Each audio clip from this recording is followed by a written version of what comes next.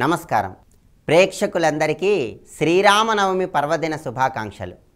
దుష్ట శిక్షణ శిష్ట రక్షణ చేయటానికి పునర్వసు నక్షత్రం కర్కాటక లగ్నంలో 5 గ్రహాలు ఉచ్చ స్థితిలో ఉన్నప్పుడు శ్రీరామచంద్రుల వారు భూమి మీద అవతరించారు.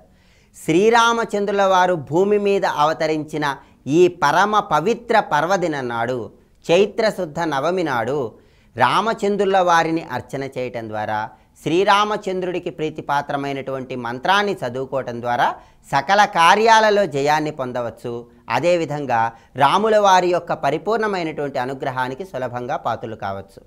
ఒకానొక సమయంలో పార్వతీదేవి పరమేశ్వరుడితో కేనోపాయేన లఘునా విష్ణోర్నామ సహస్రకం అని ప్రశ్నించింది. అంటే విష్ణు సహస్రనామం మొత్తం కూడా చదవలేని తరుణంలో విష్ణు సహస్రనామం చదివినటువంటి ఫలితాన్ని పొందాలంటే ఏం చెయ్యాలని పార్వతీదేవి పరమేశ్వరుణ్ణి అడిగింది. అప్పుడు పరమేశ్వరుడు పార్వతీదేవికి రామనామం యొక్క విశిష్టతను వివరిస్తాడు.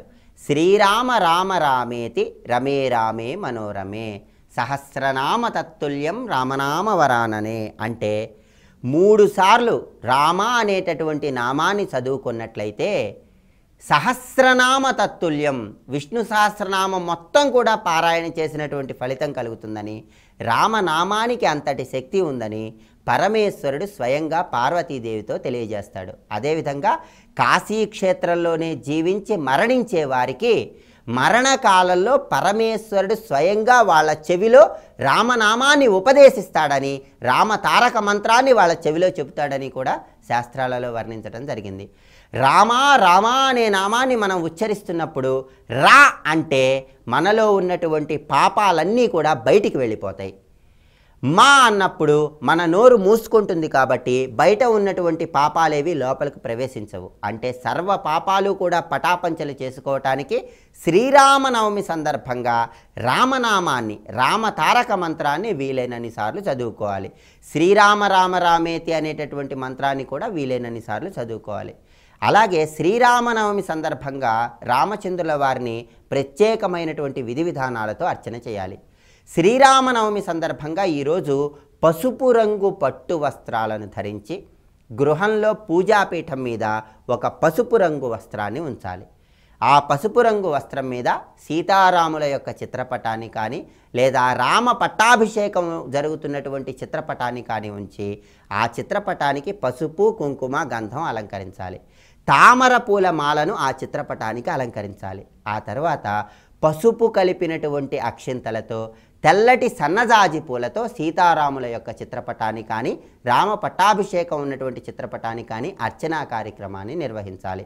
ఆ చిత్రపటం ముందు 2 వెండి ప్రమిదలను ఉంచి ఒక్కొక్క వెండి ప్రమిదలో 5 ఒత్తులు వేసి కొబ్బరి నూనెతో దీపారాధన చేయాలి. ఆ తర్వాత వడపప్పు పానకం శ్రీరామచంద్రుల వారికి నివేదన చేయాలి. ఇలా చేసినట్లయితే రాముల వారి యొక్క అనుగ్రహాన్ని చాలా సులభంగా పొందవచ్చు.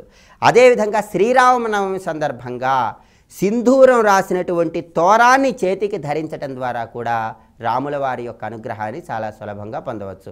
ఈరోజు రామరక్షా స్తోత్రాన్ని చదువుకోవటం ద్వారా దైనందిన జీవితంలో ఎదురయ్యే సర్వ కార్యాలలో సంభవించే కష్టాల నుండి సులభంగా బయటపడటానికి కూడా ఆస్కారం ఎంతగానో ఉంది. అలాగే రామరక్షా స్తోత్రాన్ని చదవలేని వాళ్ళు ఎవరైనా సరే ఈరోజు మంత్రశాస్త్రపరంగా ఓం రామ్ రామ్ రామ్ రామ్ రామ్ రామ్ రామ్ రామ్ కష్టం స్వాహ అనే మంత్రాన్ని 108 సార్లు చదువుకున్నట్లయితే ఆ మంత్ర బలం వల్ల, ఆ మంత్ర ప్రభావం వల్ల రాబోయే కాలంలో ఎటువంటి ఇబ్బందులు ఎదురుకాకుండా సకల కార్యాలలో జయాన్ని పొందటానికి, కార్యసిద్ధిని పెంపొందింపజేసుకోవటానికి ఆస్కారం ఎంతగానో ఉంది. అలాగే ఈరోజు శ్రీరామనవమి సందర్భంగా రావి చెట్టు దగ్గరకు వెళ్ళి రావి చెట్టు కింద సీతారాముల యొక్క చిత్రపటాన్ని ఉంచి ఆ సీతారాముల చిత్రపటానికి పసుపు రంగు పూలమాలను అలంకరించి రావి చెట్టు చుట్టూ ప్రదక్షిణలు చేస్తూ శ్రీరామ జయ రామ జయ జయ రామ అనేటటువంటి మంత్రాన్ని కూడా 21 సార్లు చదువుకోవాలి. రావి చెట్టు కింద ఉన్నటువంటి సీతారాముల చిత్రపటానికి అర్చన చేయటం ద్వారా కూడా ఈరోజు చక్కటి సత్ఫలితాలను సిద్ధింపజేసుకోవచ్చు. అదేవిధంగా ప్రత్యేకంగా ఆంజనేయ స్వామి వారిని ఈరోజు శ్రీరామదూతాయ హనుమతే నమః అనేటటువంటి మంత్రంతో ధ్యానం చేయటం ద్వారా ఆంజనేయ స్వామి వారి యొక్క అనుగ్రహాన్ని చాలా సులభంగా పొందవచ్చు. ఈరోజు శ్రీరాముల వారి పట్టాభిషేకం కళ్యాణం రెండూ కూడా జరిగిన రోజు కాబట్టి ఈరోజు రామ కళ్యాణాన్ని దర్శిస్తేనే అశ్వమేధ యాగం చేసినటువంటి ఫలితం కలుగుతుందని పురాణాలలో శాస్త్రాలలో వర్ణించడం జరిగింది. ఇప్పుడు శుభదినం అనే అంశంలో ఈనాటి విశేషం ఏమిటో, ఈనాడు ముఖ్యంగా ఆచరించవలసిన విధి విధానాలు ఏంటో పరిశీలిద్దాం. సర్వే జనాః సుఖినో భవంతు.